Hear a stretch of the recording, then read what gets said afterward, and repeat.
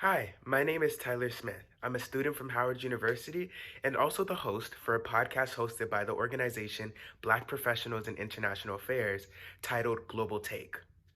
My question for the panelists is, what role does the private sector play in social impact related causes involving art and communities? Lastly, Jonathan, would you like to respond to this question? Sure, I'll definitely respond. So, thank you for all your responses. I thought it was very insightful, and I really like the theme of CSR. And I'll talk a little bit about that with my response. So, when it comes to the private sector being involved with art and social change, one of the first things that comes to my mind is, if we put it blankly, what the private sector does with art, right? They purchase art, invest in galleries, art foundations, and artists that they like, right? Those are the first immediate surface level things that come to my mind. But if you were to go a little deeper as to why would an investor say invest in art, what, how does your art appeal to them? How does it make them feel? People in the private sector, they're more profit focused than people in the nonprofit NGO sector. So how, if they bought this art, will it appreciate? All these different things.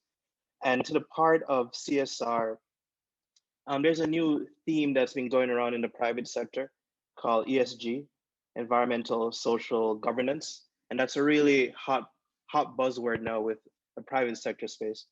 And if you think about it, there are a lot of movements now about people doing business in the environmental sector, non renewable energy.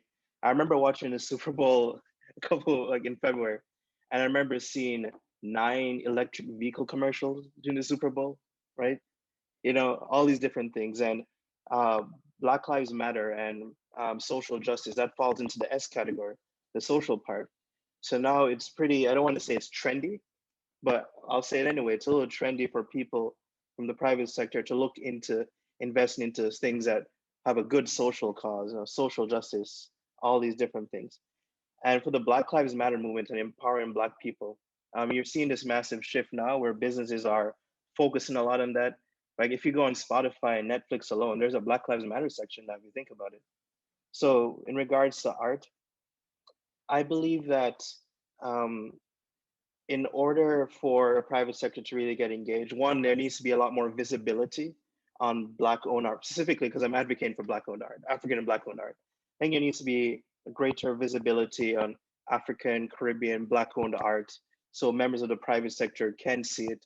How do we create that? These are questions we need to ask ourselves and work collectively. How do we make art trendy or even more appealing to these folks in the private sector? They're all interested in technology. That's a major thing now, technology.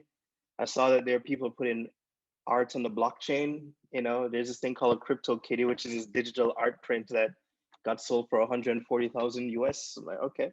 So I so I think the resources are there. We just need to add on a proper platform so that we can better connect private sector individuals who are interested in social change, ESG, and connect Black-owned artists, people across the diaspora, and connect both of them. So those are my thoughts.